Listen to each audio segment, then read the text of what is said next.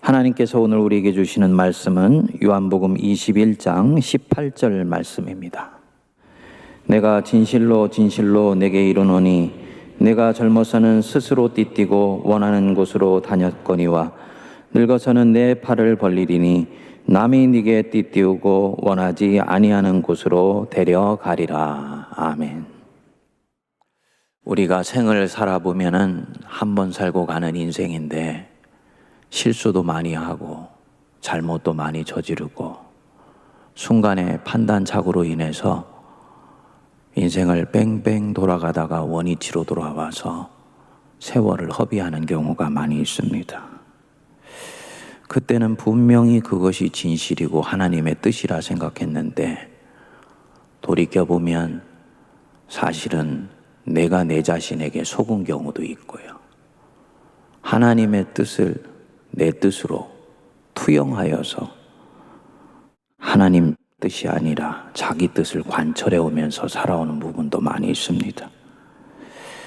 아마 많은 성도들이 지나온 삶을 돌이켜보면 감사한 부분도 있지만 이런 회한들이 있을 것입니다. 왜 그럴까? 분명히 믿음대로 살아왔는데 왜 이렇게 나를 회한에 잠기게 하는 것들이 많을까? 그저 오직 믿고 결단하고 명령 따라 살면 된다 생각했는데 그것으로는 충분하지 않은 부분이 있다는 뜻입니다. 신앙의 큰 그림이라 그럴까요? 인생의 큰 그림이라 그럴까요? 그 인생의 여정이 어떻게 시작해서 어떻게 진행되며 어떻게 마무리되는 것인지 이 큰 구도를 우리가 진지하게 배운 적이 없기 때문입니다.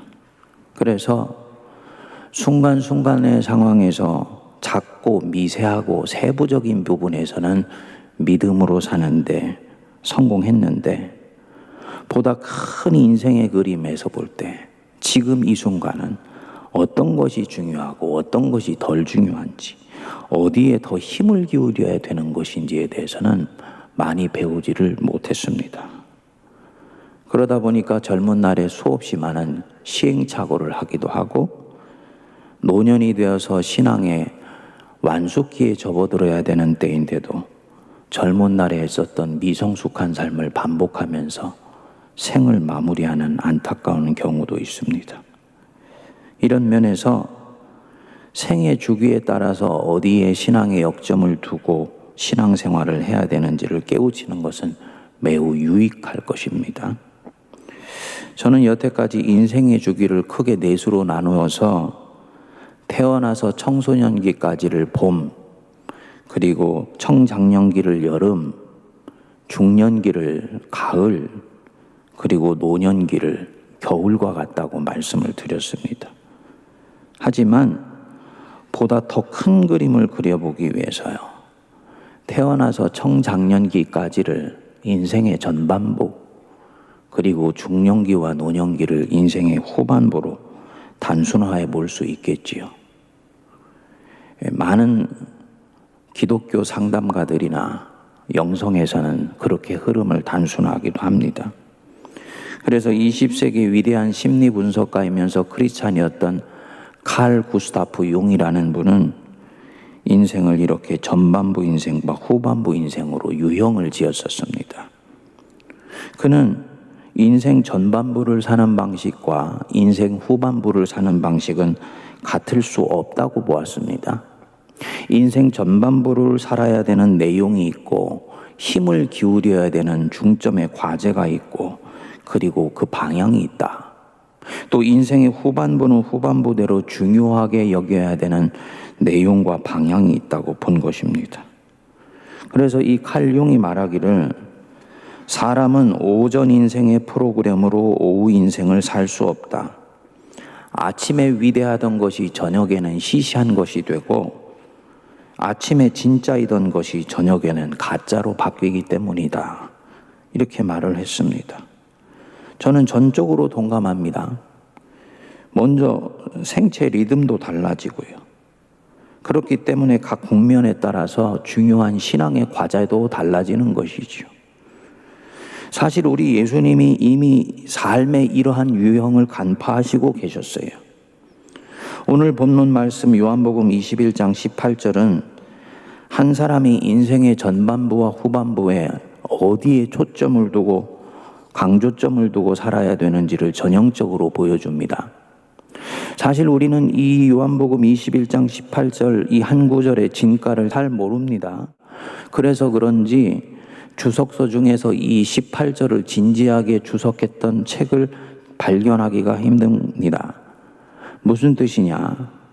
예수님의 이 말씀 속에 무엇이 진짜 들어있는지를 우리가 잘 간파하지를 못했다는 얘기죠. 네가 젊어서는 스스로 띠띠고 원하는 곳으로 다녔거니와 늙어서는 네 팔을 벌리리니 사람들이 네게 띠띠우고 원하지 아니하는 곳으로 데려가리라. 이 말씀은 단순히 베드로가 원치 않게 십자가에 못 박혀 죽을 것이다, 이걸 예고하신 말씀이 아니에요. 십자가 누구도 원치 않지요. 그 원하지 않는 걸음과 대비하기 위해서 네가 젊은 날에는 스스로 띠뜨고 원하는 곳으로 다녔다, 이렇게 말씀하는 대목이 아닙니다. 성경을 그렇게 만만히 대하면 안 됩니다. 특히 이 요한복음은 더 그렇습니다. 이 요한복음은 복음 중에서도 가장 심오한 복음입니다. 그래서 영적 복음이라고 얘기를 하지요. 벗겨도 끊임없이 새롭고도 신비한 진리가 드러나는 복음서가 바로 이 요한복음이에요. 그래서 이 오묘함이 그저 예수님께서 툭 던져놓으신 것 같은 이 18절 말씀에도 여실히 드러납니다. 이 말씀은 베드로로 대변되는 한 그리스도인의 생애 주기가 있다. 그 생애 주기가 크게 보면 젊은 날과 늙어서라는 두 부분으로 전형적으로 나눠진다라는 걸 보여주는 거예요. 그리고 그 특징을 주님이 한마디로 딱 집어내신 것입니다. 네 인생에는 두 국면이 있다. 젊은 날의 인생과 중년 이후의 인생이 있다. 젊은 날의 인생이 어떤 특징을 가지고 있는지 아냐?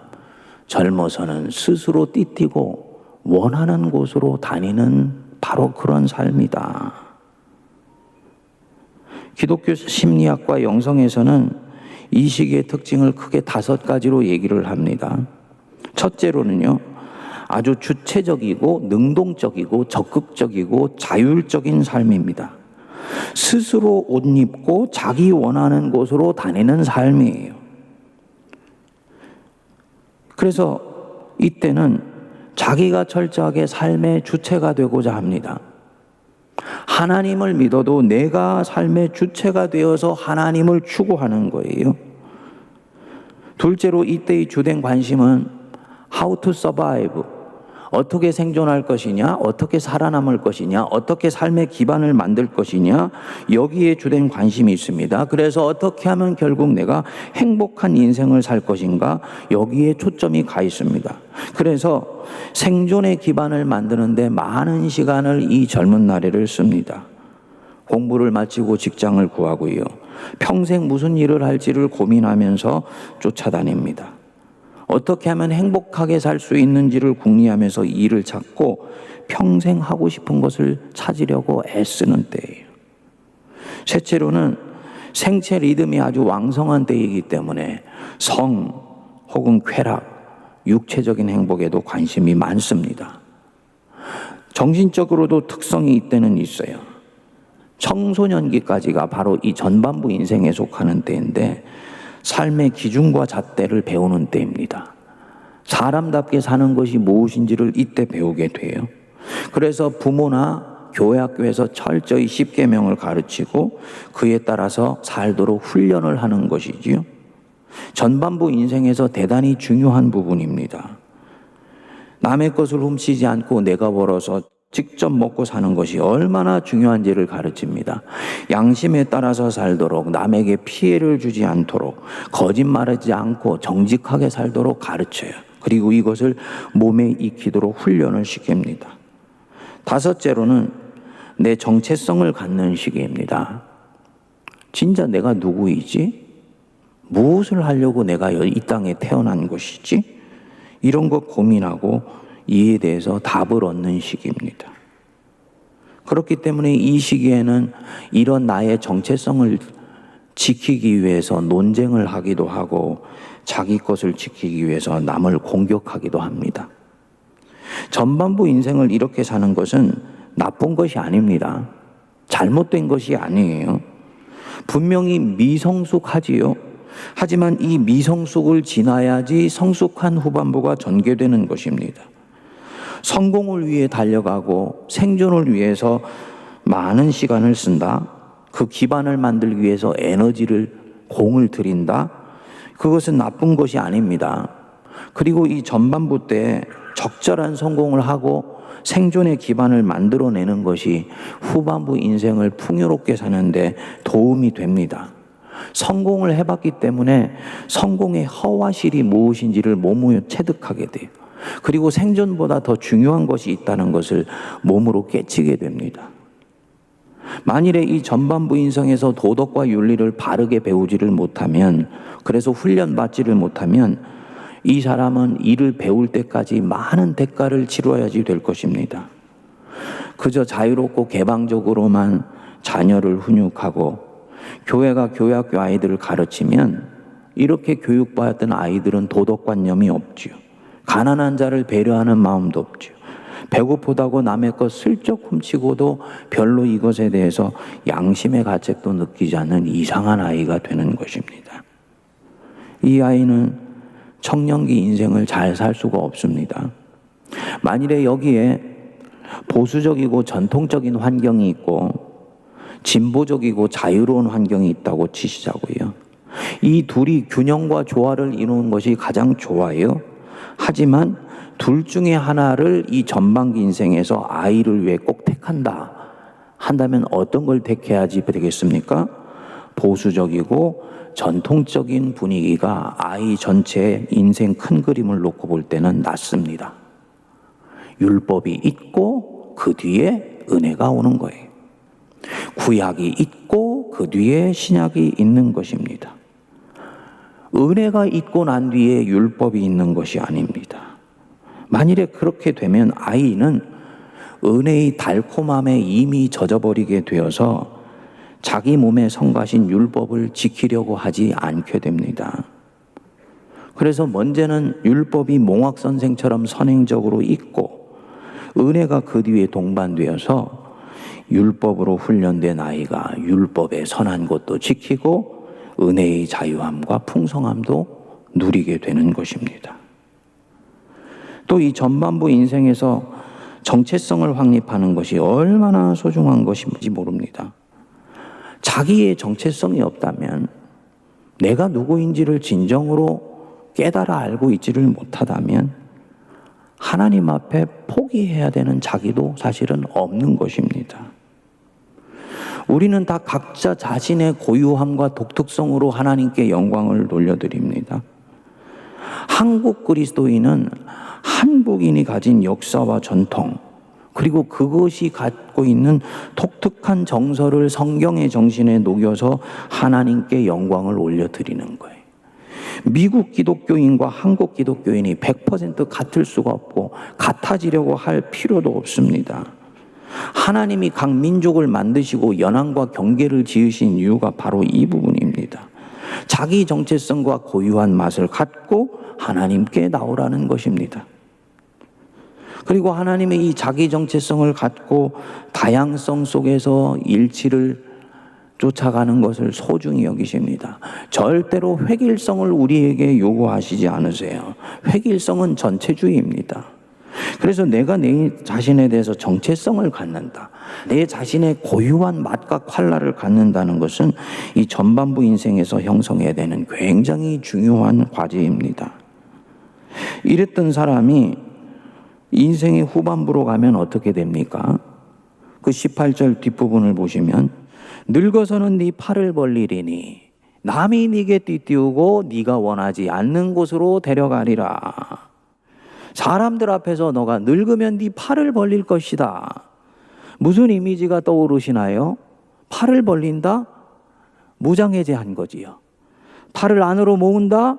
이제 힘을 집중해서 앞에 있는 상대를 치려고 웅크리고 있는 것입니다. 팔을 버린다는 것은요, 상대방 앞에서 내가 가지고 있는 모든 힘을 빼버리는 것입니다. 팔을 벌리고 뭐 하나요? 베드로처럼 살아계신 하나님을 이제는 전심으로 사랑하게 되는 거지요. 내 앞에 있는 사람을 포용하는 것이지요. 나아가서 세상을 끌어안는 거예요. 뭘 말하느냐? 생애 과제가 후반부 인생으로 오면 달라진다는 것입니다. 전반부에 있었던 생애 과제가 How to survive, 어떻게 생존하는 것이냐 였다면은 후반부 인생의 과제는 팔을 벌리는 것, 즉 How to love, 어떻게 사랑할 것이냐, 요것으로 넘어오는 것입니다.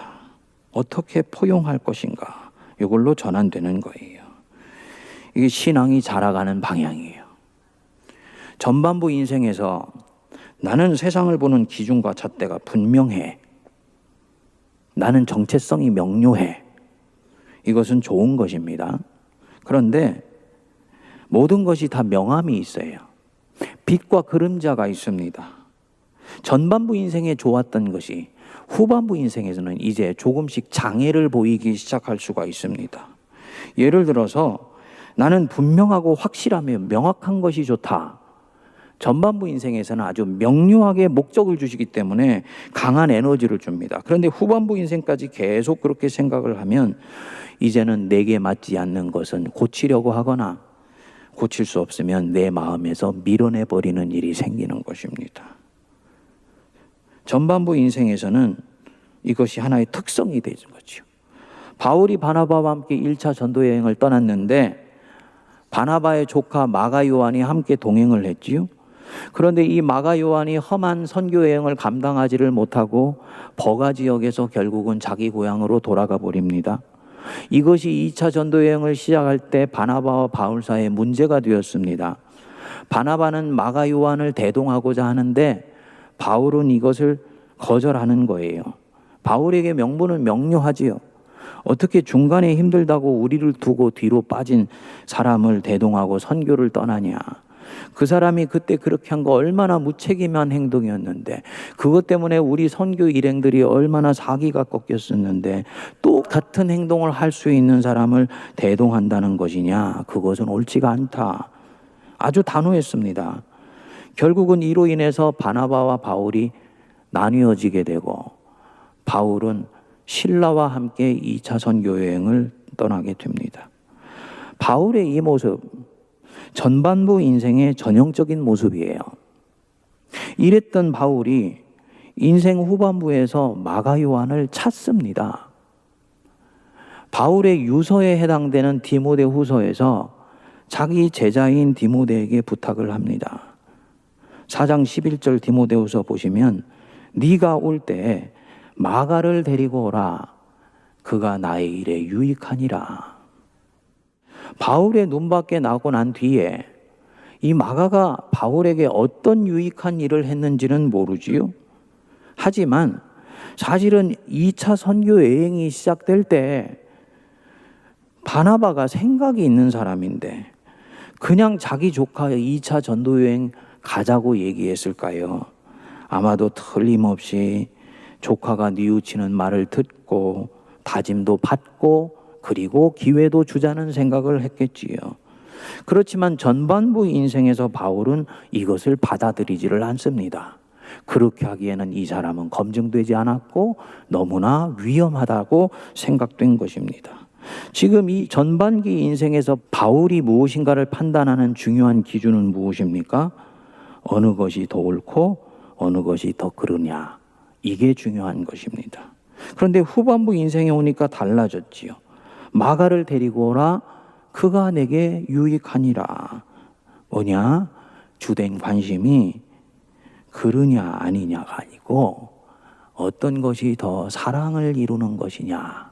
여기로 무게중심이 옮겨간 것입니다. 후반부 인생의 가장 중요한 과제는 사랑입니다. 늙어서는 네 팔을 벌리리니. 포용하는 거예요. 이렇게 후반부 인생을 사는 사람은요, 전반부를 지나가면서 사람이 정말 무엇으로 행복해지는지를 깨우친 것입니다. 옳고 그른 것 따지는 것 중요한데 그것은 진리를 이루고 그리고 내게 만족을 주기는 하지만은 진정한 행복을 가져다 주는 것은 아니었어. 사랑할 때 그때 더 행복한 것이야. 이거를 배운 거예요. 그래서 후반부 인생을 살면서 성숙한 사람은 논쟁하려고 하기보다는 사랑하려고 그럽니다. 옳고 그른 것을 따지려고 하기보다는 품으려고 해요. 옳고 그른 것, 정의죠. 공정이죠. 특히 우리 사회에서는 중요하지요.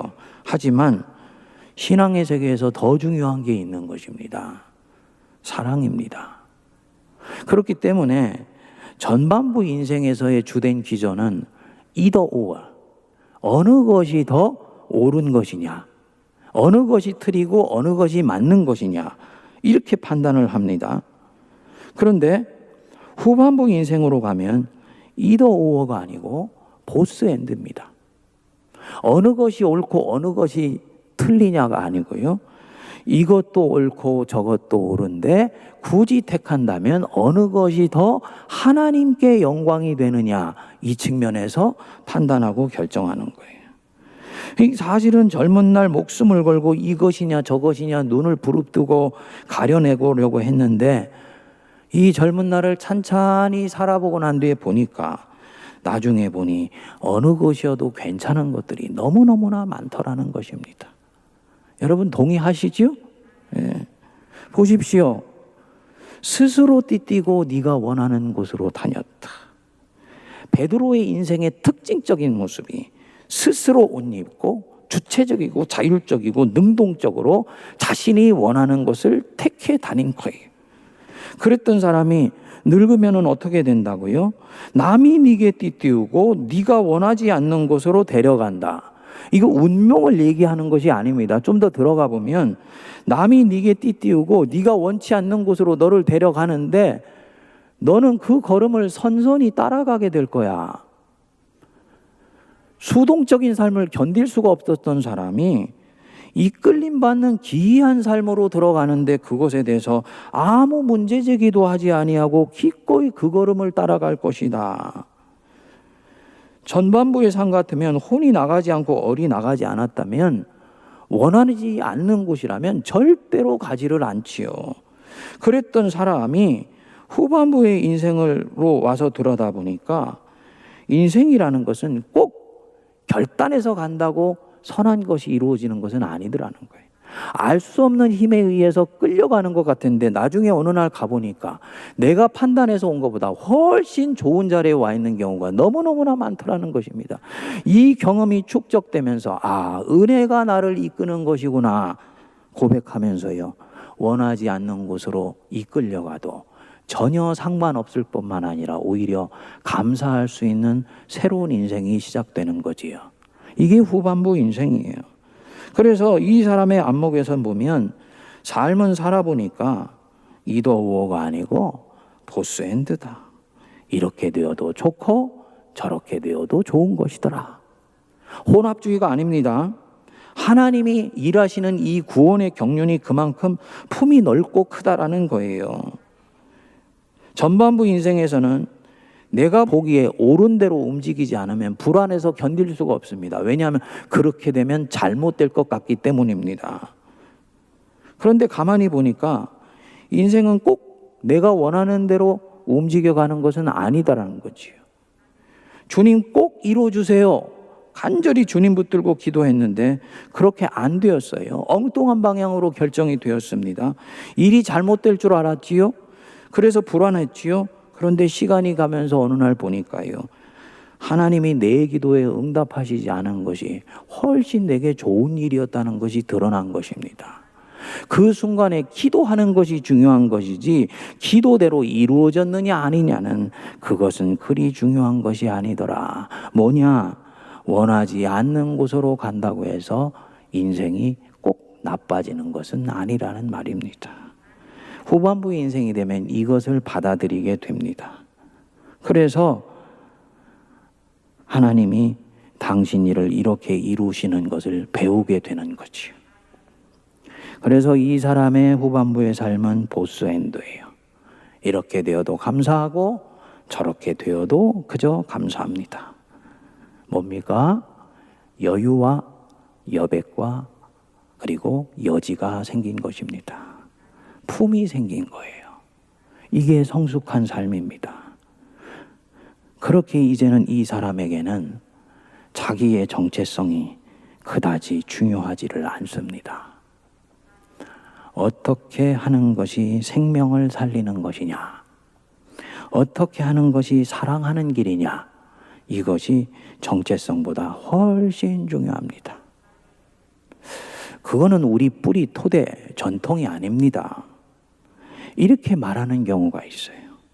근데 이런 말은 전반부 인생일 때 하는 말입니다.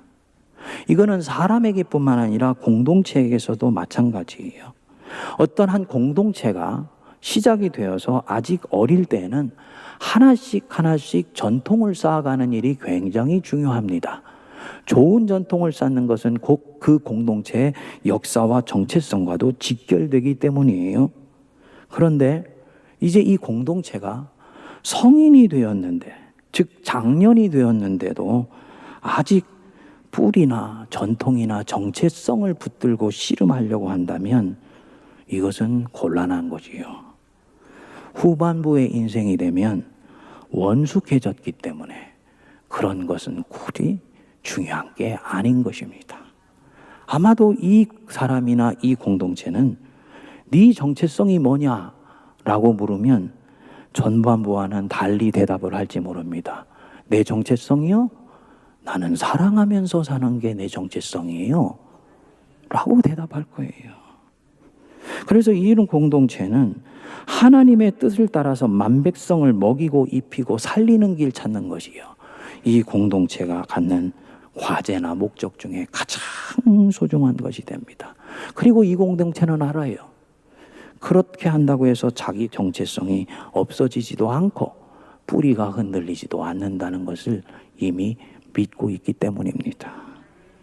여러분, 나이가 들어서 후반부 인생을 살아야 할 때인데 여전히 전반부 인생에 머물러 있는 경우들이 우리 안에 너무너무나 많이 있습니다.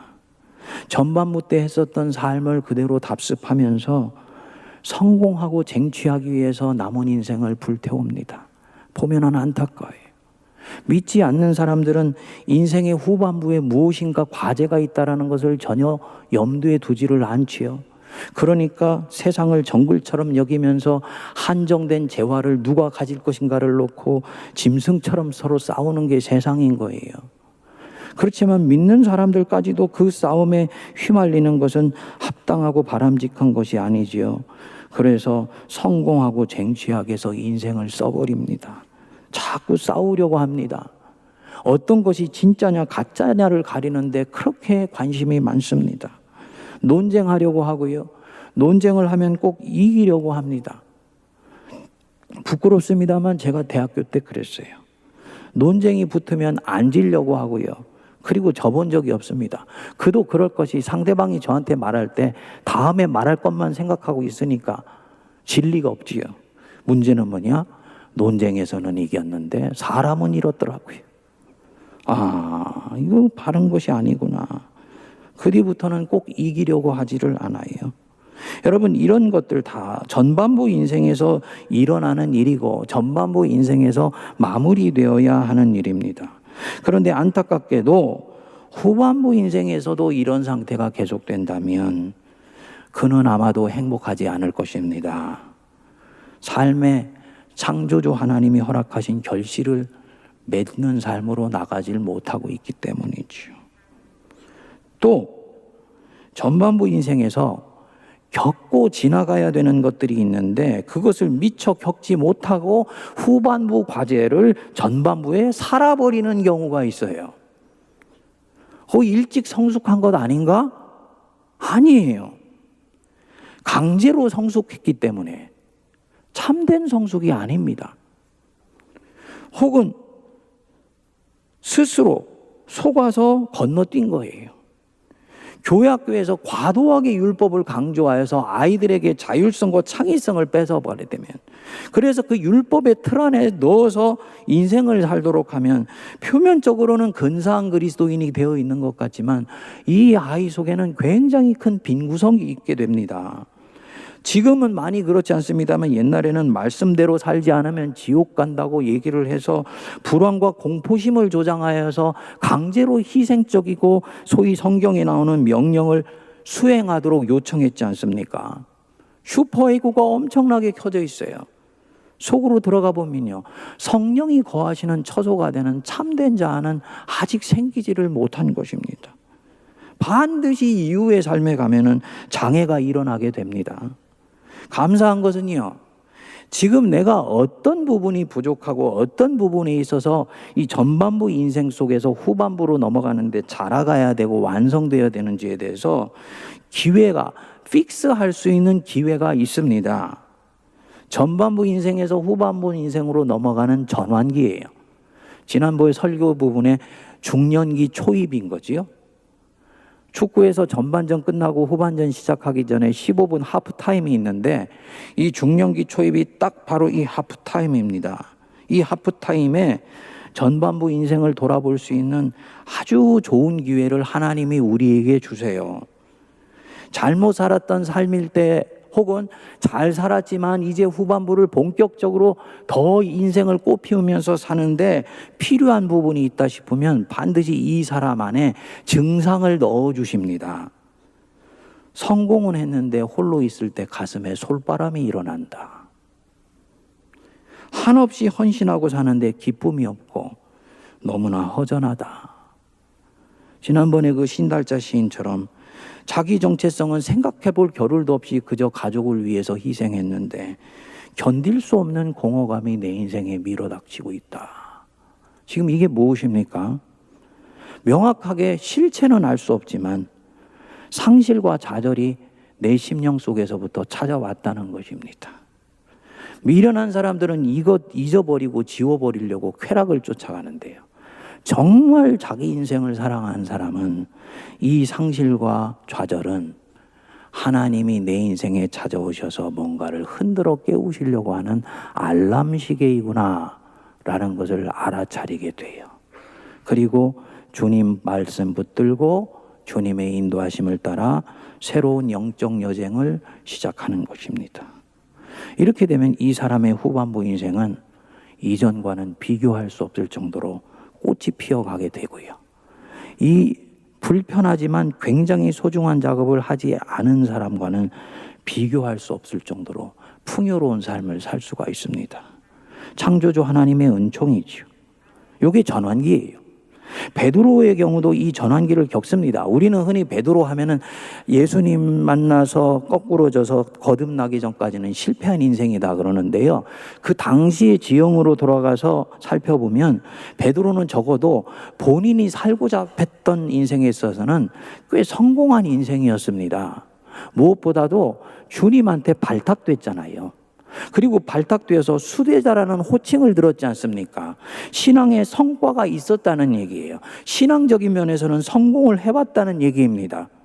그랬었는데 주님을 배반하고 자기에게 완전히 무너져버리는 상실을 경험하지요.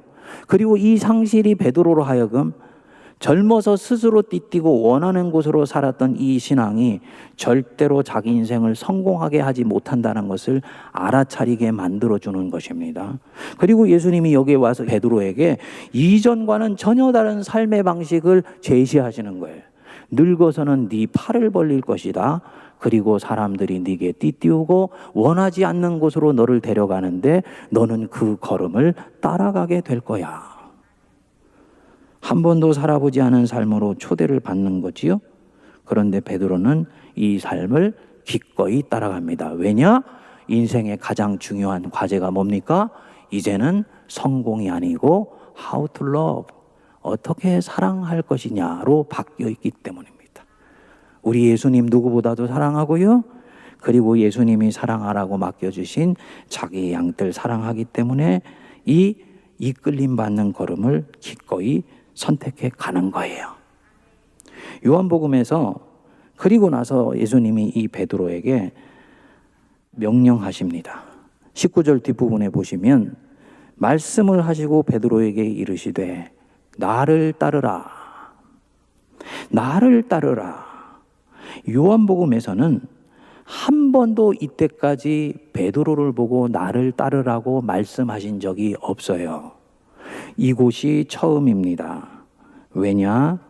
주님 보실 때는 스스로 원하는 삶으로는 예수님을 따를 수가 없기 때문입니다. 그래서 요한복음 13장 36절에서 이렇게 말씀했지요. 네가 지금은 따를 수 없으나 후에는, 즉 지금 후반부 인생의 이 출발점에서는 나를 따를 수가 있다.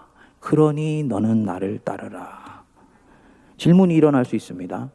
공간복음에서는 초입에 예수님이 나를 따르라 명령하셨는데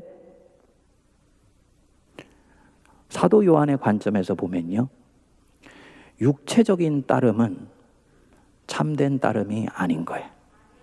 영적으로 예수님을 사랑하며 따를 때야 비로소 주님을 따르는 것이고, 이것은 인생의 후반부가 되어 농익어 사랑하면서 살기로 결심한 사람만이 할 수 있는 걸음이라는 거죠. 그래서 여기서 나를 따르라 라고 명령하시는 것입니다. 각자 내 인생의 주기에 찾아오시는 우리 하나님, 그렇게 찾아오시는 우리 하나님의 각각의 아름다운 그 모습을 바라보면서 그 각각의 인생의 단계에 걸맞는 복된 삶 살아가시게 되기를 바랍니다. 그리고 내게 주신 하나님이 이 놀라운 인생의 생명 꽃 피우도록 지금 나를 초대하시는 건 믿고 그 인생의 국면에 따라서 신실하게 주님을 따라가는 우리 모두가 되기를 바랍니다.